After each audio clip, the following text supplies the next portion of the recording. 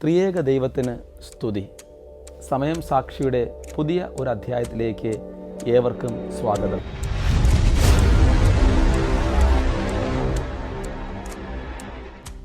കാലത്തോട് കലഹിക്കുമ്പോഴാണ് കല കാലികമായി മാറുന്നത്. ഇന്ന് നമ്മൾ കേൾക്കുവാൻ പോകുന്നത് കേരളത്തിൻ്റെ മണ്ണിൽ വിശ്വാസത്തിൻ്റെയും കലയുടെയും നൂറ്റാണ്ടുകൾ പഴക്കമുള്ള ഒരു ചരിത്രം പേറുന്ന മാർഗംകളിയെക്കുറിച്ചാണ്. കേൾക്കുമ്പോൾ ഒരുപക്ഷെ പലർക്കും അത്ര പരിചിതമല്ലാത്ത ഒരു പേരായിരിക്കാം ഇത്. എന്നാൽ കേരളത്തിൻ്റെ സാംസ്കാരിക പൈതൃകത്തിൽ ആഴത്തിൽ വേരൂന്നിയ ഈ കലാരൂപം വെറുമൊരു നൃത്തരൂപം അല്ല, അതൊരു ജനതയുടെ വിശ്വാസങ്ങളുടെയും ജീവിതത്തിൻ്റെയും അടയാളപ്പെടുത്തലും കൂടെയാണ്. ഈ മനോഹരമായ കലാരൂപത്തിൻ്റെ ഓരോ ചുവടുകളിലും ഓരോ പാട്ടുകളിലുമുണ്ട് കാലങ്ങളായി കൈമാറി വന്ന ഒരു വലിയ കഥ, മാർഗംകളി.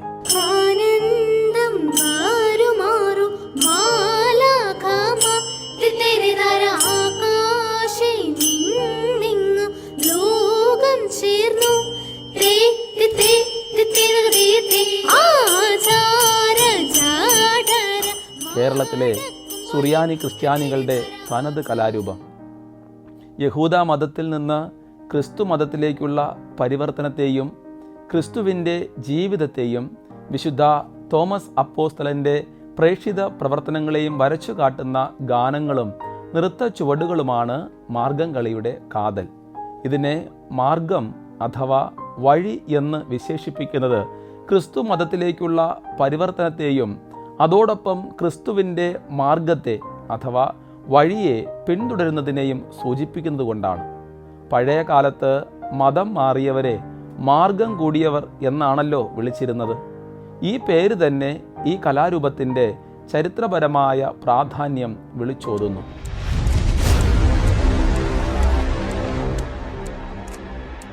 മാർഗംകളിയുടെ ചരിത്രം നാം ഒന്ന് അന്വേഷിക്കുമ്പോൾ അതിൻ്റെ വേരുകൾ AD 1-ാം നൂറ്റാണ്ടിൽ വിശുദ്ധ തോമസ് ലീഹയുടെ കേരളത്തിലേക്കുള്ള വരവിൽ തുടങ്ങുന്നു എന്ന് പറയപ്പെടുന്നു. തോമസ് ലീഹയുടെ പ്രവർത്തനങ്ങൾ, സുവിശേഷ പ്രചാരണം, അത്ഭുതങ്ങൾ, ഒടുവിൽ അദ്ദേഹത്തിൻ്റെ രക്തസാക്ഷിത്വം എന്നിവയെല്ലാം മാർഗംകളിയിലെ പാട്ടുകളിലൂടെയും ചുവടുകളിലൂടെയും തലമുറകളായി കൈമാറി വന്ന ഒരു പാരമ്പര്യമായി അവതരിപ്പിക്കപ്പെടുന്നു. നൂറ്റാണ്ടുകളോളം വാമൊഴിയായി മാത്രം പ്രചരിച്ച ഈ കലാരൂപം വിശ്വാസത്തിൻ്റെയും പാരമ്പര്യത്തിൻ്റെയും ഒരു പാലമായി ഇന്നും നിലകൊള്ളുന്നു. മാർഗംകളിക്ക് ചില പ്രത്യേക ഘടനകളുണ്ട്. സാധാരണയായി 12 കലാകാരന്മാരാണ് ഇതിൽ പങ്കെടുക്കാറുള്ളത്. ഇത് 12 അപ്പോസ്തലന്മാരെയാണ് പ്രതീകാത്മകമായി പ്രതിനിധീകരിക്കുന്നത്. വട്ടത്തിൽ കൈകോർത്ത് നിന്നുകൊണ്ടുള്ള ഈ നൃത്തം ക്രൈസ്തവ സമൂഹത്തിൻ്റെ ഐക്യത്തെയും കൂട്ടായ്മയെയും എടുത്തു കാണിക്കുകയാണ്. ഒരു പ്രധാന ഗുരു അഥവാ കളി ആശാൻ ഇതിലുണ്ടാകും. അദ്ദേഹമാണ് പാട്ട് പാടുന്നതും നൃത്തം നിയന്ത്രിക്കുന്നതും. ആശാന്റെ നേതൃത്വത്തിലാണ് കളിക്കാർ ചുവടുകൾ വയ്ക്കുകയും പാട്ട് ഏറ്റുപാടുകയും ചെയ്യുന്നത്. മറ്റു 10 പേർ വട്ടത്തിൽ നിന്ന് പാടുകയും ചുവട് വയ്ക്കുകയും ചെയ്യുമ്പോൾ ഒരാൾ വിളക്ക് പിടിക്കും. ഈ വിളക്ക് കർത്താവായ യേശുവിനെയാണ് പ്രതീകവൽക്കരിക്കുന്നത്. അവിടുന്ന് ലോകത്തിൻ്റെ പ്രകാശമാണല്ലോ. ഈ വിളക്കിനെ ചുറ്റിപ്പറ്റിയാണ് നൃത്തം നടക്കുന്നത്. ഇതിൻ്റെ വേഷവിധാനം വളരെ ലളിതമാണ്. പുരുഷന്മാരാണ് പരമ്പരാഗതമായി ഈ കളി അവതരിപ്പിച്ചു കൊണ്ടിരുന്നത് എന്ന് എത്ര പേർക്കറിയാം? വെള്ള മുണ്ടും ഷർട്ടും സാധാരണ വേഷം, കഴുത്തിൽ ഒരു ചുവന്ന പട്ട് അത് കെട്ടുകയും നെറ്റിയിൽ ചന്ദനക്കുറി ചാർത്തുകയും ചെയ്യുന്നത് ഈ കലാരൂപത്തിൻ്റെ ഒരു പ്രത്യേകതയാണ്. അടുത്ത കാലത്തായി സ്ത്രീകളും മാർഗംകളി അവതരിപ്പിക്കാൻ തുടങ്ങിയിട്ടുണ്ട്. ഇതിന് പ്രത്യേക വാദ്യോപകരണങ്ങൾ സാധാരണയായി ഉപയോഗിച്ചിരുന്നില്ല. പാട്ടിനാണ് പ്രാധാന്യം. പാട്ട് പാടുകയും അതിനനുസരിച്ച് ചടുലമായ ചുവടുകൾ വയ്ക്കുകയും ചെയ്യുക എന്നതാണ് ഇതിൻ്റെ രീതി. ചിലപ്പോൾ താളം ക്രമീകരിക്കാൻ കൈത്താളം, മദ്ദളം പോലുള്ള വാദ്യോപകരണങ്ങൾ ഉപയോഗിക്കാറുമുണ്ട്.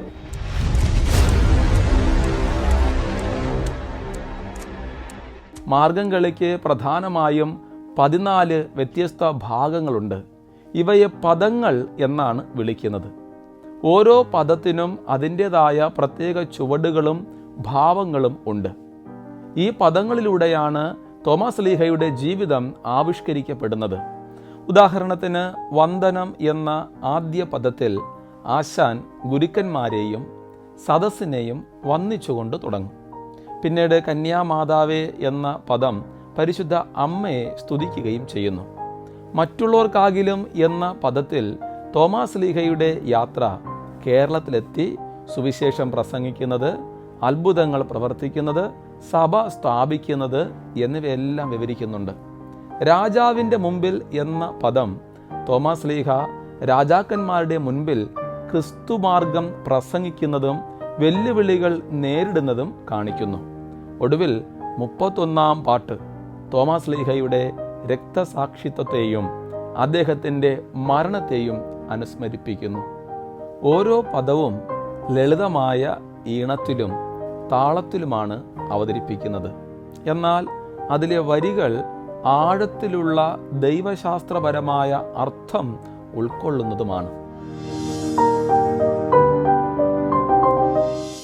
മാർഗംകളിയുടെ ചരിത്രത്തെയും ഘടനയെയും കുറിച്ച് ആധികാരികമായ പഠനങ്ങൾ നടത്തിയവരിൽ പ്രമുഖരാണ് പ്രൊഫസർ PJ തോമസ്.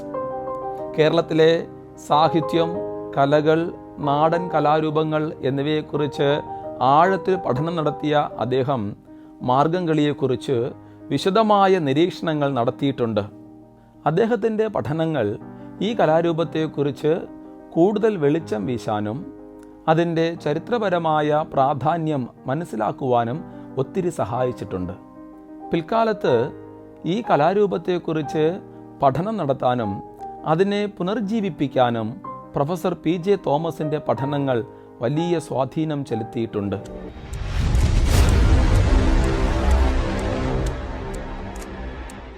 വർഷങ്ങളോളം സുറിയാനി ക്രിസ്ത്യാനികളുടെ ഇടയിൽ ഒരു അനുഷ്ഠാന കലാരൂപമായി ഒതുങ്ങി നിന്ന ഈ കലയ്ക്ക് ഒരു പുനരുജ്ജീവനത്തിൻ്റെ കാലമുണ്ടായിരുന്നു. 20-ാം നൂറ്റാണ്ടിൻ്റെ മധ്യത്തോടെ ഈ കലാരൂപം അന്യം നിന്ന് പോകാതെ സംരക്ഷിക്കാനും അതിന് പുതിയ ഊർജം നൽകുവാനും പലരും ശ്രമിച്ചു. അത്തരത്തിൽ ശ്രദ്ധേയനായ വ്യക്തിയാണ് കുഴിവേലിൽ ജോസഫ് കത്തനാർ.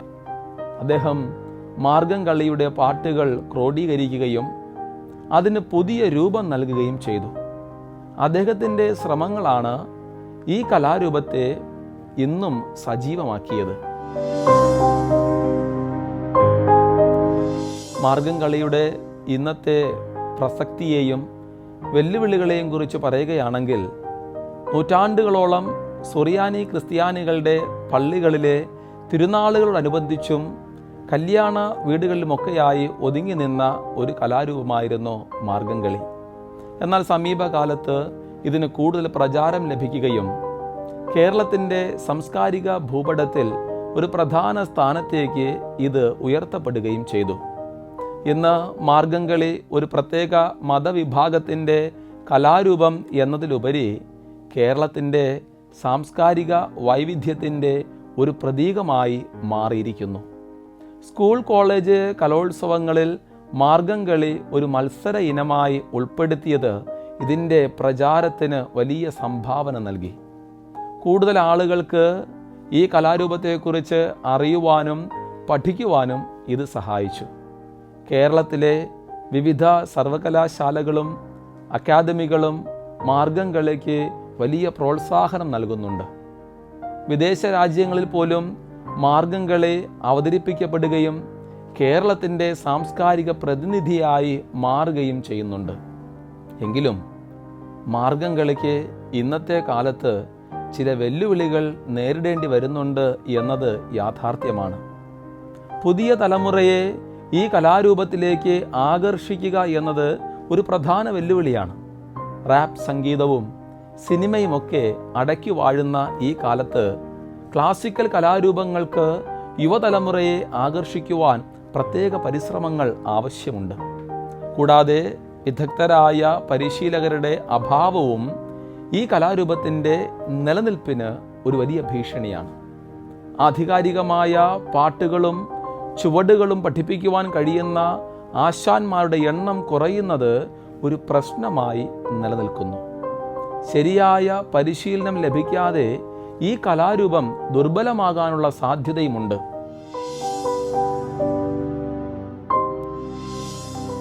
ഇനി ഇതിൻ്റെ ഭാവി സാധ്യതകൾ നമുക്കൊന്ന് പരിശോധിക്കാം.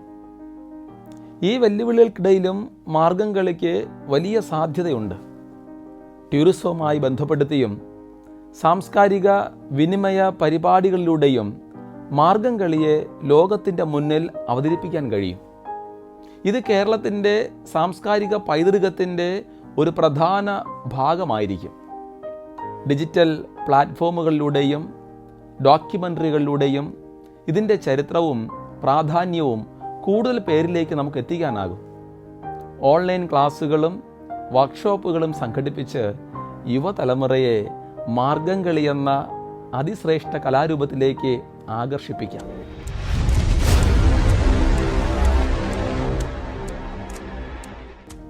മാർഗം കളി കേവലമൊരു നൃത്തരൂപമല്ല, അതൊരു ചരിത്രമാണ്, ഒരു പാരമ്പര്യമാണ്, ഒരു ജനതയുടെ വിശ്വാസങ്ങളെയും ജീവിത രീതികളെയും അടയാളപ്പെടുത്തുന്ന ഒന്നാണത്. തോമസ് അപ്പോസ്തലൻ്റെ വരവ് മുതൽ ഇങ്ങോട്ട് കേരളത്തിലെ ക്രിസ്ത്യാനികളുടെ ചരിത്ര വഴികളിലെ പല നാഴികക്കല്ലുകളും ഈ കലാരൂപത്തിലൂടെ നമുക്ക് വായിച്ചെടുക്കാൻ സാധിക്കും. മതനിരപേക്ഷമായ ഒരു സമൂഹത്തിൽ ഓരോ കലാരൂപത്തിനും അതിൻ്റേതായ സ്ഥാനമുണ്ട്. മാർഗം കളി കേരളത്തിൻ്റെ സാംസ്കാരിക ഭൂപടത്തിൽ തനതായ വ്യക്തിത്വം നിലനിർത്തിക്കൊണ്ട് മുന്നോട്ട് പോകേണ്ടത് അത്യാവശ്യമാണ്. ഓരോ കലാരൂപത്തിനും അതിൻ്റേതായ ഒരു കഥ പറയാനുണ്ടാകും. മാർഗം കളി പറയുന്നത് വിശ്വാസത്തിൻ്റെയും സഹനത്തിൻ്റെയും ഒരു ജനതയുടെ അതിജീവനത്തിൻ്റെയും കഥയാണ്.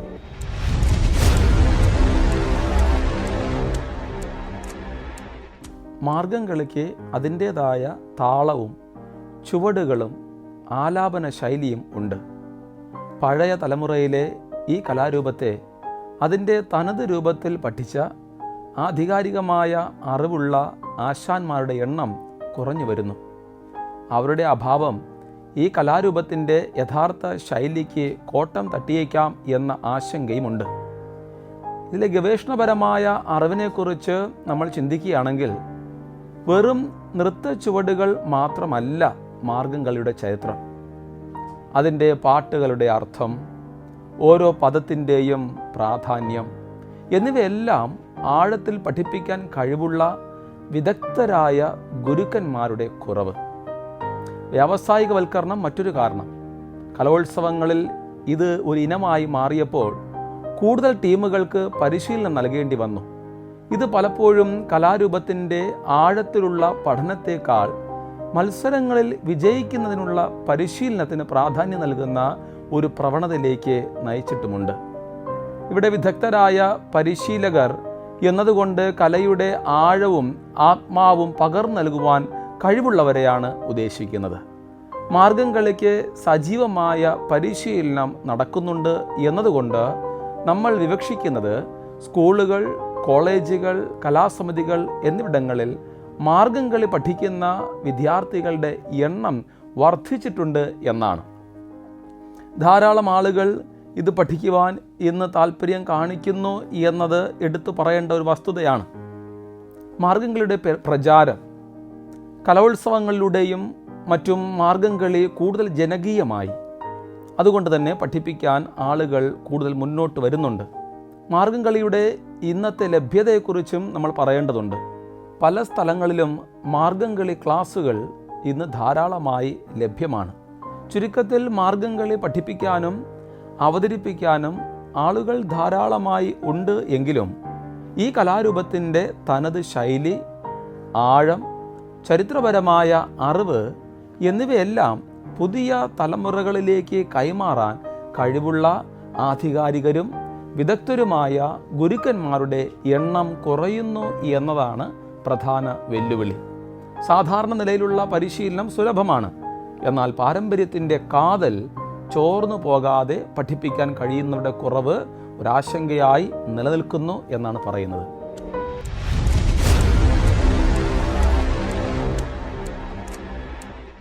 ഈ കലാരൂപം ഇനിയും കാലങ്ങളോളം നിലനിൽക്കട്ടെ എന്ന് ആശംസിച്ചുകൊണ്ട് സമയം സാക്ഷിയിൽ നിന്ന് ഞാൻ വിടവാങ്ങുന്നു. കാലിക പ്രസക്തിയുള്ള മറ്റൊരു സാക്ഷ്യപ്പെടുത്തലുമായി അടുത്ത ആഴ്ച വീണ്ടും കാണാം. നന്ദി.